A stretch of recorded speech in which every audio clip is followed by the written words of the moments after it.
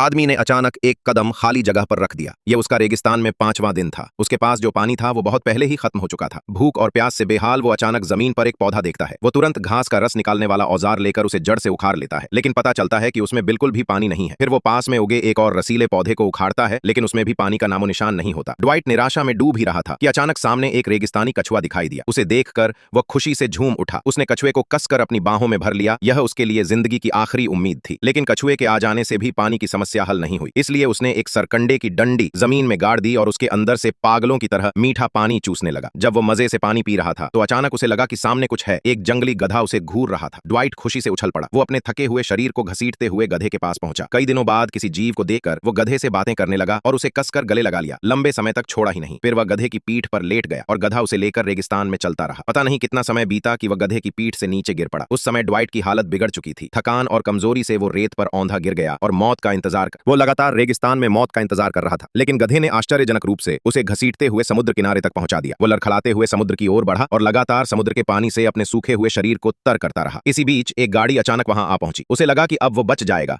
लेकिन 3 सिपाहियों ने उसे पकड़ लिया और बिना वजह एक जोरदार थप्पड़ भी जड़ दिया। असल में उन्होंने ड्वाइट को जासूस समझ लिया था। ड्वाइट लगातार उन्हें समझाने लगा कि वो किस तरह रेगिस्तान पार कर यहां पहुंचा और यह भी बताया कि उसके 5 साथी अब भी रेगिस्तान के ब्लैक माउंटेन में फंसे हुए हैं। उसने उनसे उन्हें बचाने की गुजारिश की, लेकिन तीनों सिपाही उसकी बात पर जरा भी यकीन नहीं करते थे। उन्हें लगा कि यह सब ड्वाइट का बहाना है ताकि वो सजा से बच सके। उन्होंने तो यहां तक मान लिया कि उसके साथी शायद मर चुके हैं। न केवल उन्होंने उसकी बात नहीं मानी, बल्कि उसे जोर से जमीन पर पटक दिया। उधर वे 5 लोग एक गुफा में शुतुरमुर्ग के अंडों के खोल ले जा रहे थे। ये खाली खोल उनके लिए पानी रखने के बर्तन का काम आ सकते थे। उन्होंने इन खोलों में पानी भरकर उन्हें रेत में दबा दिया ताकि वापसी में ये उनका पानी का भंडार बन सके। इस तरह वे और दूर तक शिकार करने जा सकते थे और लौटते समय प्यास से नहीं मरेंगे। थोड़े ही समय बाद 3 लोग एक ऐसे स्थान पर पहुंचे जहां ताबूत रखे हुए थे और यहीं उन्हें कुछ सिंग वाले हिरण एंटीलोप नजर आए। वे तुरंत 2 टीमों में बंट गए। डॉक्टर और बेन ब्रायन के पास रहे, जबकि ब्रायन को हिरण को मारने की जिम्मेदारी दी गई। सब तैयारी हो चुकी थी कि अचानक डॉक्टर और बेन हिरण के पीछे से निकलकर उन्हें डराने लगे और ब्रायन को गोली चलानी थी,